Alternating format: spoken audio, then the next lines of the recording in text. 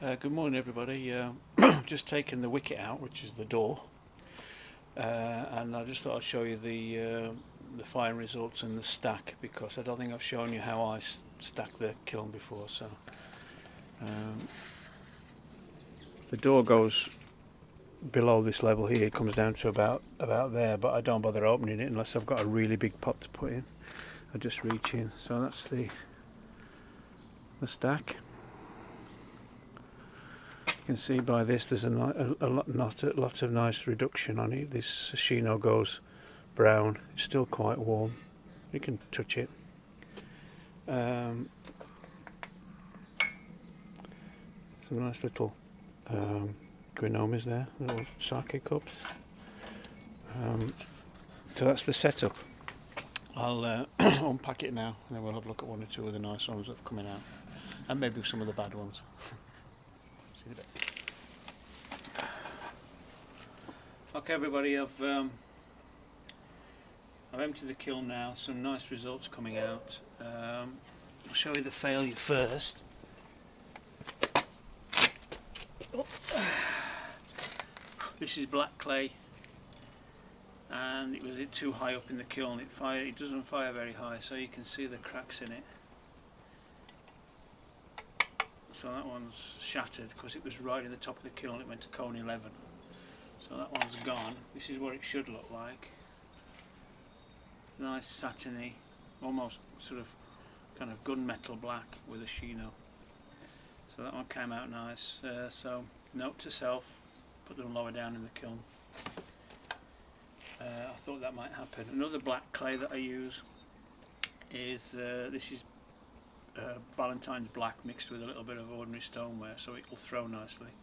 These are sake cups with a swipe on. Someone asked me about how I glaze these, and it's just, I've got a squeezy bottle and I just do that with it and just rotate the pot like this. Simple. So they work out quite nice.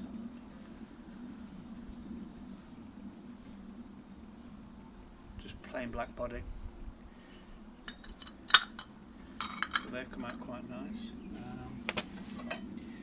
These are just the typical ones I've done before. There's a little sort of bowls with a wipe of white slip inside. I did a video earlier of these on how I did this. So these are the pots when they've come out.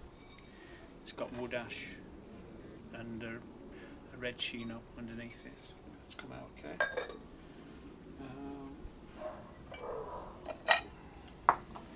The bowl. This one's the wobbly bowl I threw in a previous video, with a crawling Shino on the outside, a red Shino inside. That's come out quite nice. This was an experiment I did. I saw something on NHK, and I thought I'd like that pot. It's a really nice pot. I think I'll have a go at making some of those. So this has come out exceptionally well. Some of these. I threw them with a lip to catch the glaze, because I put it on really thick. This has got a wax resist black slip underneath, so they've come out really nice. I'm really pleased with those. But it's nice when you have an idea and it comes together. The lip on the bottom is to because it's going to run, because it's a Nuka glaze and it gets quite hot, it's going to drip. And what happened with this one, it's actually run and sagged on the bottom. You can see it's not touching the shelf, so that one's come out really nice. It's got a really sort of fondant icing type of feel to it. Another one there that's sagged nicely, so they've come out really well.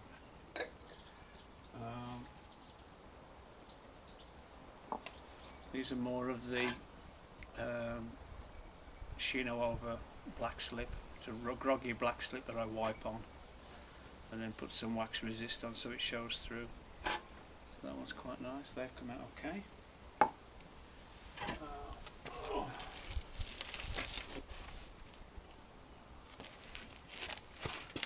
These are little sake bottles. They've got red Shino with wood ash dusted on them, and they have cups that go with them. So there's a couple of sets of those to come out okay. There's a larger version of the black clay, just plain black clay with a Shino swipe on it. Same again, it's all in the wrist action. Oh, you smashed them. I do some cups that are they're Miyoto cups, Japanese for wedding cups, and in Japan there's a tradition of giving a set of 2 cups to a wedding party. One's for the husband, one's the male. One's for the female, male and female, husband and wife, or husband and husband, wife and wife, doesn't really matter. And they're kissing cups, and what I'll do is I position them so that they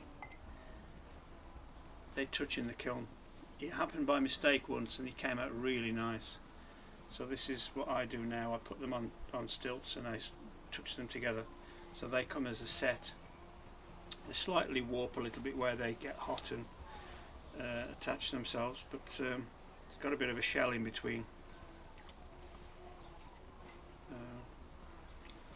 I've got most of it off, so they come out really nice. There's a couple of sets of those going every firing now because I know how to do those. Oops. There's the other ones, the other 2. Something that's really interesting is that, I don't know if you can see it on the screen, where the shell, because I put a piece of shell between them so they don't stick and break. There's a shadow, like a halo of salt glazed material there, because obviously there's salt in the shell, and it gives a pink blush and a nice halo effect there. So that comes out all right. You have all these ideas over the winter when I don't make as much, and it's really nice once you get into the flow of everything and the flow of making, and the ideas start to work. A lot of them don't. There's some ideas I have, they're just too way out, but some work. This one here, oh, if I can pick it up. This is a big moon jar. This has got iron sprinkled in a circle around it. See it there? And it runs nicely. Get some nice orange, some nice purple flecking there. You can't really see it on the camera there, but some of the hare's fur effect is pretty good. So that's quite a nice pot. White one. And just one second, just one last big one. Oh! This is a large bottle.